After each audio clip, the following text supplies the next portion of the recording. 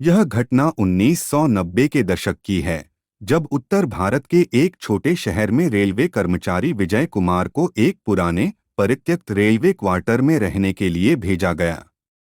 यह क्वार्टर सालों से खाली पड़ा था, क्योंकि पहले रहने वाले कर्मचारी वहां कुछ अजीब घटनाओं का शिकार हो चुके थे।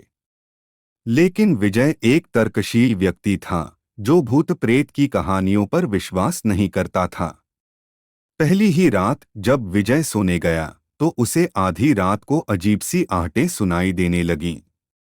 ऐसा लग रहा था कि कोई दरवाजे पर धीरे धीरे खरोंच रहा हो।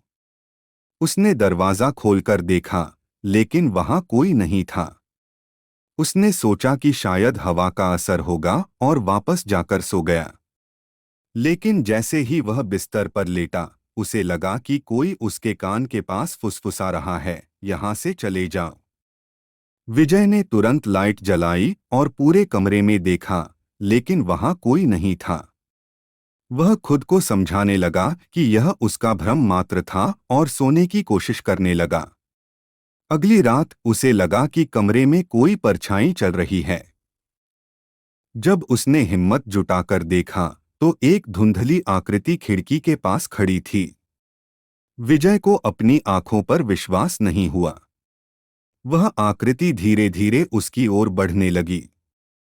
डर से कांपते हुए विजय ने हनुमान चालीसा का पाठ करना शुरू किया। कुछ ही देर में वह आकृति गायब हो गई, लेकिन कमरे में अजीब सी ठंडक भर गई थी।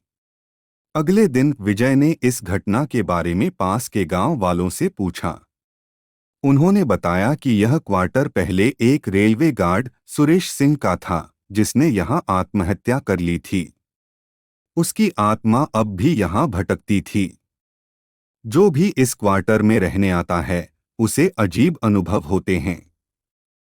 कई लोग यहां एक रात भी नहीं गुजार पाए, गांव के बुजुर्ग रामलाल ने बताया।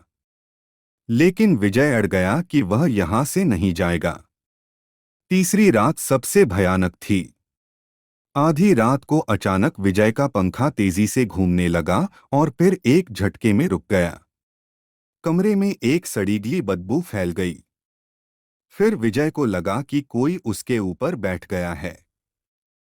वह हिलने की कोशिश कर रहा था, मगर उसका शरीर लकवाग्रस्त हो गया था। तभी एक ठंडी सांस उसके चेहरे के पास आई और वही आवाज आई, मैंने कहा था, चले जाओ। अचानक बिस्तर जोर से हिलने लगा और विजय हवा में उठा। वह जोर जोर से चिल्लाने लगा, लेकिन उसकी आवाज भी दब गई। जब उसे लगा कि अब उसकी मौत निश्चित है, तभी उसके गले में पड़ा तुलसी का धागा तेजी से गर्म होने लगा और वह आकृति अचानक गायब हो गई। अगली सुबह विजय ने अपना सामान बांधा और क्वार्टर छोड़ दिया। जाते जाते उसने देखा कि क्वार्टर की दीवार पर खून से लिखे शब्द उभर आए थे, जो आया वो नहीं बचा। उसके बाद रेलवे प्रशासन ने उस क्वार्टर को हमेशा के लिए बंद कर दिया।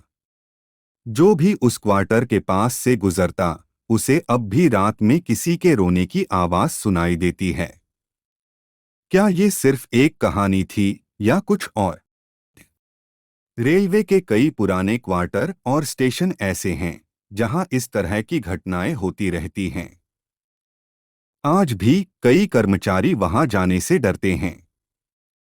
शायद कुछ जगहें सच में इस दुनिया से परे होती हैं।